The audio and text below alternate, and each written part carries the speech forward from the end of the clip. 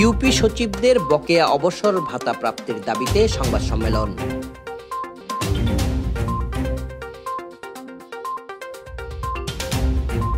15 জন অবসরপ্রাপ্ত UP সচিবগণের UP অংশের বকেয়া আনুতোষিক ভাতা বাবদ প্রাপ্ত অর্থের উপর 1% ভূমিকর অথবা সরকারি উন্নয়ন তহবিল হতে বরাদ্দ পাওয়ার দাবিতে সংবাদ সম্মেলন অনুষ্ঠিত হয়েছে। মঙ্গলবার সকালে বনরূপার একটি রেস্টুরেন্টে এই সংবাদ সম্মেলন অনুষ্ঠিত হয়। এর আগে জেলা প্রশাসকের মাধ্যমে প্রধান উপদেষ্টা বরাবর স্মারকলিপি প্রদান করেন তারা। লিখিত বক্তব্য পাঠ করেন বুড়িঘাটের অবসরপ্রাপ্ত ইউপি সচিব মনীন্দ্রলাল চাকমা। এ সময় বেতবুনিয়া ইউপির কবির আহমদ, ফটিকছড়ি ইউপির সুশীল কান্তি চাকমা, ঘিলাছড়ি ইউপির শান্তিলাল চাকমা, রূপকারী ইউপির গুলমণি চাকমা, আমতলী ইউপির মমিনুল ইসলাম, মাইনিমুখ ইউপির আব্দুল বারী, বগাচত্বর ইউপির অবসরপ্রাপ্ত সচিব অরুণ আলোক হিসা সহ স্থানীয় গণমাধ্যম কর্মীরা উপস্থিত ছিলেন। বক্তব্যে তারা বলেন, আমরা অবসরে যাওয়ার পরে সরকার থেকে আমাদের লামকাণ্ডের টাকাটা দিয়ে গেছে এবং আনুতোষিকের 50% দিছে।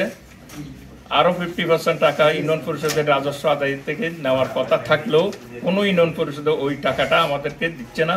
বিদায় আমরা এই বৃদ্ধ বয়সে স্ত্রী পুত্রদের, সপরিবারের স্ত্রী পুত্রদেরকে নিয়ে আমরা অর্থভাবে মানবতার জীবন যাপন করতেছে। সরকারি বিধি অনুসারে আমরা যেহেতু অবসরে গেছি, এর মুহূর্তে আমাদেরকে দেওয়া হয়েছে কি মানে গ্লাম গ্রান্তা আমরা শতভাগ পেলেও কিন্তু আমরা যে আনুতোষিক যে বিষয়টা এটা কিন্তু আমরা 50% আমাদেরকে দেওয়া হয়েছে সরকারিভাবে, আর বাদ বাকিগুলো বলা হয়েছে যে এগুলো ইউনিয়ন পরিষদ থেকে নিবেন। কিন্তু আমাদের তো ইউনিয়ন পরিষদে আমাদের পার্বত্য এলাকা হিসাবে ইউনিয়ন পরিষদে আমাদের কোনো ফান্ড নাই, মানে স্বল্পতা, আয়ের স্বল্পতা। কিন্তু ইউনিয়ন চেয়ারম্যান সাহেবেরা বলে যে এগুলো তো আমাদেরকে দেওয়া সম্ভব নয়, আমি কিভাবে দিব এই টাকাগুলো, আমাদের ফান্ড নাই, আপনারা পাবেন কেমনে। ইউনিয়ন স্যারের কাছে গেলে ইউনিয়ন স্যারও তারা বলে যে আমাদের তো ফান্ড নাই বাবারা, আমি পাবো কেমনে দিব এগুলো তারা খোদা বলা এখন আমাদের প্রশ্ন হলো আমরা যাবো কোথায়?